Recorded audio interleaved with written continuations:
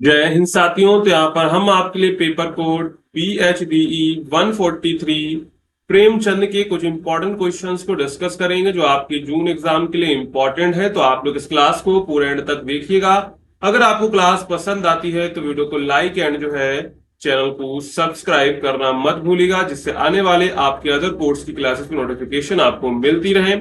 और अगर आप लोग इस सब्जेक्ट के गैस पेपर को परचेस करना चाहते हैं जिसमें हमने सभी VVI important questions plus book से जो भी क्वेश्चंस बन सकते थे वो सभी क्वेश्चंस इसमें कवर कर दिए हैं। अगर आप इसे परचेस करना चाहते हैं तो आप हमारी वेबसाइट से कर सकते हैं। अगर आप वेबसाइट से नहीं कर पा रहे हैं तो डिस्क्रिप्शन में आपको एक नंबर दिया गया है, उस नंबर पे आप लोग व्हाट्सएप मैसेज करके परचेज कर सकते हैं। अब अगर आपको वेबसाइट से करना है, सिंपली आपको गूगल पे जाना है, सर्च करना है shop.hindustanknowledge.com। जैसे आप सर्च करेंगे तो ये हमारी वेबसाइट आपके सामने खुल के आ जाएगी। इस वेबसाइट का लिंक भी आपको डिस्क्रिप्शन में मिल जाएगा, तो वहां से आप लोग एक्सेस कर लीजिएगा।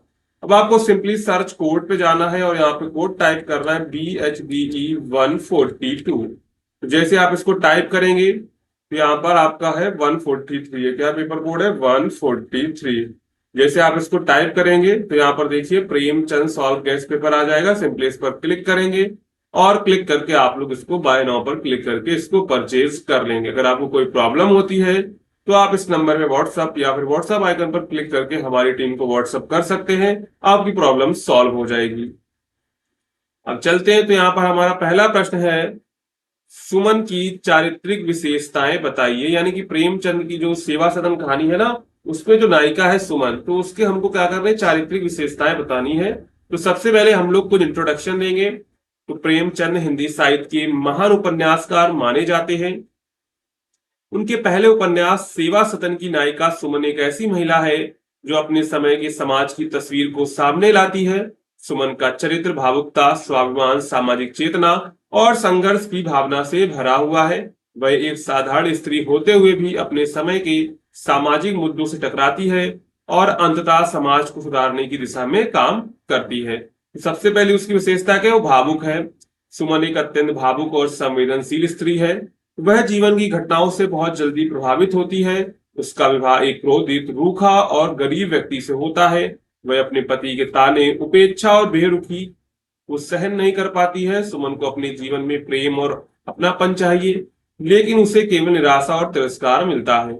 इसी भावुकता के कारण वह गलत रास्ते पर चली जाती है और समाज की दृष्टि में गिर जाती है, परंतु उसके अंदर संवेदनशीलता और इंसानियत की भावना हमेशा बनी रहती है। इसके बाद वह स्वाभिमानी स्त्री है। सुमन के चरित्र में स्वाभिमान बहुत गहराई से जुड़ा हुआ है। वह अपने सम्मान को सबसे ऊपर रखती है। जब वह अपनी पति के द्वारा अपमानित होती है तो वह घर छोड़ देती है। वह वेश्या बनकर भी यह सिद्ध करती है कि वह किसी के आगे झुकने वाली नहीं है। बाद में उसे अपनी गलती का एहसास होता है। वह अपनी जिंदगी को सुधारने का रास्ता चुनती है। वह समाज के सामने यह उदाहरण पेश करती है, अगर आत्मसम्मान हो तो कोई भी स्त्री अपने जीवन को बदल सकती है। तो यानी कि वो स्त्री कई स्वाभिमानी भी थी। यानी कि उसने अपने पति को भी छोड़ दिया, फिर वो वैश्या बन गई। तो वैश्या बनकर उसने क्या सिद्ध किया कि वह किसी के आगे झुकने वाली नहीं है। फिर उसको लगता है, उसको अपनी गलती का एहसास होता है, तो फिर वापस अपनी जिंदगी सुधारने का रास्ता चुनती है और वह समाज के सामने उदाहरण पेश करती है, अगर आपका आत्मसम्मान जिंदा है तो कोई भी स्त्री अपने जीवन को कभी भी बदल सकती है। इसके बाद सामाजिक चेतना। तो सुमन केवल अपने बारे में नहीं सोचती बल्कि समाज की समस्याओं को भी समझने लगती है। जब वह वैश्यावृत्ति के जीवन से गुजरती है तो उसे एहसास होता है कि यह केवल उसकी निजी दुख नहीं है बल्कि हजारों स्त्रियों की त्रासदी है। वह महसूस करती है कि समाज की कुरीतियों और पाखंड ही स्त्रियों को इस रास्ते पर धकेलते हैं। इसलिए वह अपने अनुभवों के आधार पर समाज को सुधारने की दिशा में आगे बढ़ती है। यानी कि जब वो वैश्यावृत्ति का जीवन गुजारती है तब उसको एहसास होता है कि वो केवल उसका निजी दुख नहीं है बल्कि हजारों स्त्रियां जो है इसी दुख से गुजर रही हैं। और इस दुख का कारण कौन है? समाज की कुरीतियां और पाखंड हैं।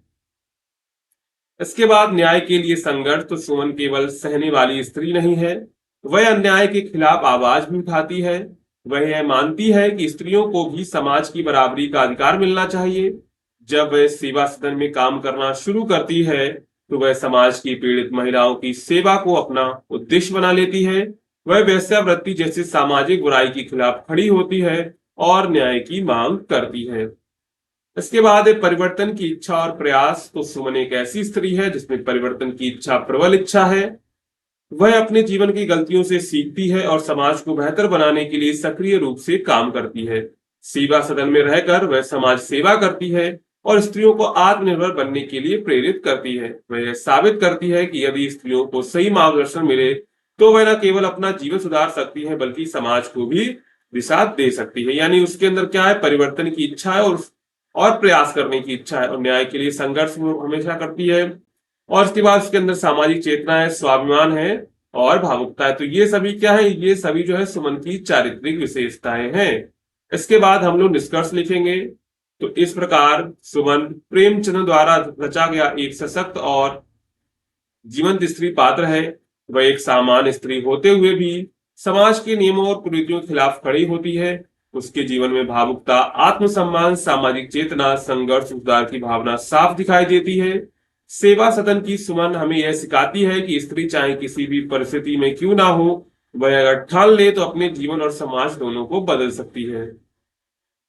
इसलिए सुमन प्रेमचंद की सबसे यादगार और प्रेरणादायक नायिकाओं में से एक मानी जाती है। तो यहाँ पर हमने पहला प्रश्न कवर किया कि सुमन की चारित्रिक विशेषताएं क्या हैं। तो इसी तरह आपका आएगा प्रश्न, सुमन की बताइए, विशेषताएं बताइए, या फिर उसमें पूछ देगा नायिका, सेवा सदन उपन्यास में नायिका के पात्र का चित्रण कीजिए। तो आपको सब कुछ यही लिखना है। प्रश्न बस आपको समझना है। प्रश्न देखिए बदल बदल के आते हैं, प्रश्न वही होता है, उत्तर सेम टू सेम होता है। बस आपको जैसे यहाँ पर चारित्रिक पूछ दिया, वहां कह देगा सेवा सदन की नायिका का चरित्र चित्रण कीजिए, तो यही आपको आंसर वहां पर भी लिखना है। ठीक है, यहाँ पर हमने पहला क्वेश्चन कवर कर लिया है। और अगर आपको पहला क्वेश्चन अच्छे समझ में आया है तो वीडियो को लाइक कर दीजिए और चैनल को सब्सक्राइब भी कर लीजिए। और साथ में आप लोग टेलीग्राम को ज्वाइन कर लीजिए, जिससे इस क्लास की जो पीडीएफ है हम टेलीग्राम पर डाल देंगे, तो वहां से आप लोग डाउनलोड कर लीजिएगा। ठीक है, अब चलते हैं, दूसरा प्रश्न है प्रेमचंद के उपन्यासों की विशेषताएं बताइए। यानी कि प्रेमचंद के उपन्यास की कौन कौन सी विशेषताएं वो देखेंगे यहाँ पर। तो प्रेमचंद हिंदी साहित्य के एक महान और यथार्थवादी लेखक माने जाते हैं। उन्होंने अपने उपन्यासों के माध्यम से समाज के सच्चे रूप को हमारे सामने प्रस्तुत किया। उनके लेखन में भावनाओं की गहराई, समाज की कड़वी सच्चाइयां, गरीबों की पीड़ा और नैतिक मूल्यों की झलक मिलती है। प्रेमचंद के उपन्यास न केवल मनोरंजन करते हैं बल्कि समाज को दिशा देने का कार्य भी करते हैं। तो सबसे पहले तो उनके उपन्यास में सामाजिक यथार्थवाद देखने को मिलता है। प्रेमचंद के उपन्यास जो है समाज का आईना है। उन्होंने अपने लेखन में गरीबी, बेरोजगारी, सामाजिक असमानता, जातिपात, छुआछूत, स्त्री शोषण जैसी समस्याओं को बड़ी सच्चाई के साथ दिखाया। वे किसी काल्पनिक दुनिया की बात नहीं करते बल्कि जो समाज में घट रहा है उसे ही अपने शब्दों में जीवंत बना देते हैं। उदाहरण के लिए गोदान में होरी नामक किसान की पीड़ा, कर्ज और जमींदारी शोषण को बहुत ही मार्मिक ढंग से जो है प्रस्तुत किया गया है।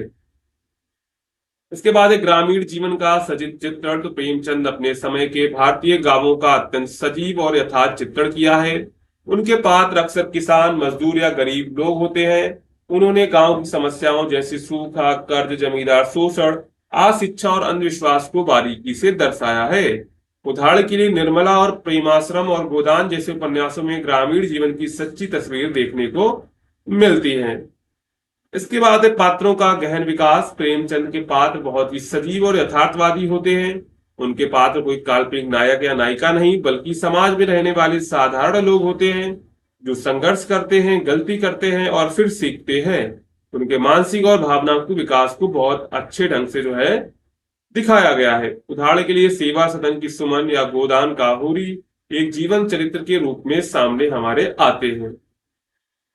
इसके बाद उनके जो उपन्यास में सरल और प्रभावशाली भाषा का प्रयोग हुआ है। प्रेमचंद की भाषा बहुत सरल, सहज और जन सामान्य की भाषा है। उन्होंने आम बोलचाल की हिंदी उर्दू मिश्रित भाषा का प्रयोग किया है जिससे उनके उपन्यास हर वर्ग के पाठकों के लिए सुगम और प्रभावशाली बन गए। इसके बाद है मानवतावाद। उनके जो उपन्यास में देखने को मिलता है। प्रेमचंद का लेखन गहरी मानवता से भरा हुआ है। उनके पात्रों में करुणा, सहानुभूति, इंसानियत झलकती है। वे हमेशा इंसान को इंसान के रूप में देखने की बात करते हैं, चाहे वह किसी भी जाति या वर्ग का हो। यानी कि उनके जो उपन्यास में मानवतावाद देखने को मिलती है, नैतिकता और आदर्शवाद भी देखने को मिलता है। प्रेमचंद के उपन्यास में नैतिकता की बहुत गहरी भावना होती है। वे यह संदेश देते हैं कि जीवन में नैतिक मूल्यों का पालन जरूरी है, चाहे परिस्थितियां कैसी भी हो। उनके पात्रों के आचरण से हमें जीवन में सच्चाई, ईमानदारी और कर्तव्य का संदेश मिलता है। देखिए, कहानियां हो, ये उपन्यास हो, हमें उससे कुछ ना कुछ संदेश जरूर मिलता है। इसके बाद है भारतीय संस्कृति और परंपराओं का चित्रण।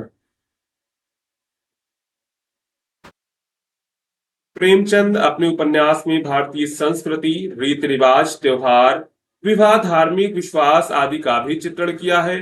उन्होंने यह दिखाया है कैसे ये परंपराएं लोगों के जीवन में गहराई से जुड़ी हैं, लेकिन कई बार यही परंपराएं सामाजिक बुराइयों का भी कारण बन जाती हैं। इसके बाद वर्ग संघर्ष और अन्याय के खिलाफ उन्होंने आवाज उठाई। उनके उपन्यासों में समाज के विभिन्न वर्गों के बीच टकराव, जैसे गरीब और अमीर, किसान और जमींदार, स्त्री और पुरुष को दिखाया है। प्रेमचंद ने अन्याय, शोषण और अत्याचार के खिलाफ अपनी लेखनी से आवाज उठाई है।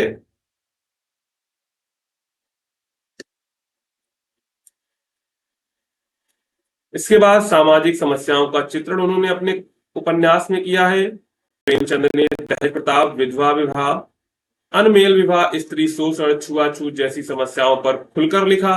वे चाहते थे कि समाज में सुधार आए और लोग इन कुरीतियों से मुक्त हो सके। तो यहाँ पर उनके काव्य में क्या क्या देखने को मिलता है? सामाजिक समस्याओं का चित्रण, वर्ग संघर्ष और अन्याय के खिलाफ आवाज, भारतीय संस्कृति और परंपराओं का चित्रण, नैतिकता और आदर्शवाद, मानवतावाद, सरल और प्रभावशाली भाषा, गहनों का पात्रों का गहन विकास, ग्रामीण जीवन का सजीव चित्रण और सामाजिक यथार्थवाद। ये सब क्या है? ये सब जो है प्रेमचंद के उपन्यास की विशेषताएं हैं। इसके बाद हम लोग निष्कर्ष लेके अपना उत्तर समाप्त करेंगे। तो प्रेमचंद के उपन्यास केवल साहित्य नहीं, बल्कि समाज सुधार का माध्यम है। उनकी लेखनी में समाज की सच्चाई, मानवीय संवेदना, नैतिक शिक्षा और सुधार की भावना मिलती है। उनकी भाषा सरल है पर विचार गहरे हैं। ये विशेषताएं उन्हें हिंदी साहित्य के एक महान उपन्यासकार के रूप में स्थापित करती है। उनका साहित्य आज भी उतना ही प्रासंगिक है जितना उनके समय में था। ठीक है, तो यहाँ पर हमने देख लिया दूसरा प्रश्न भी। इसके बाद चलते हैं अगला प्रश्न। तो अगला प्रश्न है, ईदगाह कहानी की भाषा की विशेषताओं पर उदाहरण सहित विचार कीजिए। तो यहाँ पर जो प्रेमचंद की कहानी है, प्रसिद्ध कहानी ईदगाह, न केवल भावनाओं से भरपूर है, बल्कि इसकी भाषा भी उतनी ही प्रभावशाली और सरल है। इस कहानी की भाषा को पढ़ते समय ऐसा लगता है जैसे कोई बुजुर्ग हमें अपने अनुभवों के साथ यह कहानी सुना रहा हो। भाषा का यह अंदाज पाठकों को सीधे कहानी से जोड़ देता है। प्रेमचंद ने इस कहानी भाषा को बहुत सोच समझ कर प्रयोग किया है। वे भाषा को न केवल कहानी सुनाने का माध्यम बनाते हैं, बल्कि उसके जरिए पात्रों की सोच, समाज की स्थिति और संस्कृति को भी दिखाते हैं। तो पहली है सरल और उनकी सहज भाषा थी। ईदगाह की सबसे बड़ी विशेषता यह है कि इसकी भाषा बहुत ही सरल और सीधी है। प्रेमचंद ने कठिन शब्दों और जटिल वाक्यों से परहेज किया है। उनकी भाषा ऐसी है जिसे हर वर्ग का पाठक आसानी से समझ सकता है। उदाहरण के लिए, हामिद अपनी दादी अमीना के साथ रहता था। यह वाक्य बहुत छोटा है, साफ है और सीधे तौर पर कहानी की शुरुआत करता है। इसके बाद आम बोलचाल की भाषा। कहानी में जो भाषा प्रयोग की गई बिल्कुल वैसी ही जैसे लोग रोज की बातचीत में बोलते हैं। इससे कहानी में स्वाभाविकता और अपनापन आ जाता है। हामिद ने कहा, अम्मा मेरी उंगलियां तवे से जल जाती थी, इसलिए मैंने चिमटा लिया। यहाँ पर ये इसमें गलत लिख गया है। हामिद ने कहा, अम्मा आपकी उंगलियां, क्या होगा? आपकी उंगलियां तवे से जल जाती थी इसलिए मैंने चिमटा लिया। यह वाक्य ऐसे लगता है जैसे कोई बच्चा अपनी माँ से सच्चे मन से बात कर रहा हो। इसके बाद उर्दू और ग्रामीण शब्दों का प्रयोग हुआ है। तो कहानी में उर्दू और देहाती भाषा का सुंदर मिश्रण किया गया है। इस कहानी का माहौल और पात्रों की संस्कृति साफ झलकती है। प्रेमचंद ने इस मिश्रण से एक प्राकृतिक और सजीव वातावरण तैयार किया है। जैसे ईदगाह, अमीना, हामिद, ये सब क्या उर्दू शब्द हैं। ग्रामीण शब्द चिमटा, तवा, रोटी, ये सब क्या है? ग्रामीण शब्द है। इन शब्दों से कहानी में गांव का माहौल और मुस्लिम परिवार की भी झलक मिलती है। इसके बाद है बाल मनोविज्ञान का चित्रण। तो प्रेमचंद ने भाषा के माध्यम से बच्चे के मन की बातों और भावनाओं को बहुत सुंदरता से दिखाया है। हामिद का सोचने का तरीका, उसकी बातें, उसके निर्णय लेना, यह सब जो है बाल मनोविज्ञान को दर्शाता है। हामिद ने खिलौने की तरफ देखा पर उसने कुछ नहीं खरीदा। यह बात बताता है कैसे एक बच्चा अपनी इच्छाओं को दबाकर अपनी दादी के लिए कुछ जरूरी चीज खरीदता है। इसके बाद है सामाजिक यथार्थ का चित्रण। ईदगाह की भाषा में समाज का असली रूप भी सामने आता है। गरीबी, अभाव और सामाजिक अंतर को बहुत सरल शब्दों में चित्रित किया गया है, जिससे पाठक होता है वो खुद को उस समय पर परिस्थिति में महसूस करता है। उदाहरण के लिए, हामिद के पास ज्यादा पैसे नहीं थी, इसलिए उसने अपनी दादी के लिए चिमटा खरीदा। इस पंक्ति से पता चलता है गरीब बच्चा अपनी जरूरत से ज्यादा अपने रिश्ते को महत्व देता है। इसके बाद यहाँ पर हम लोग निष्कर्ष लिखेंगे। तो ईदगाह की भाषा भावनाओं, संस्कृति और सामाजिक यथार्थ का अद्भुत संगम है। यह भाषा पाठकों को न केवल कहानी के पात्रों से जोड़ती है, बल्कि उनके जीवन, सोच और संघर्ष को भी समझने में मदद करती है। प्रेमचंद ने जिस तरह से सरल, सहज और आम बोलचाल, उर्दू और ग्रामीण शब्दों का प्रयोग किया है, वह इस कहानी को हर उम्र और हर वर्ग के पाठक के लिए प्रभावशाली और यादगार बनाता है। तो यहाँ पर हमने BHDE 143 के कुछ इंपॉर्टेंट क्वेश्चंस को डिस्कस किया हुआ है, जो आपके जून एग्जाम के लिए इंपॉर्टेंट है। अगर आपको ये प्रश्न अच्छे से समझ में आए हैं तो वीडियो को जो है लाइक कर दीजिए, ठीक है, और चैनल को सब्सक्राइब भी कर दीजिएगा, और टेलीग्राम को आप लोग जो है जरूर ज्वाइन कर लीजिएगा, ठीक है। मिलते हैं अगली क्लास में।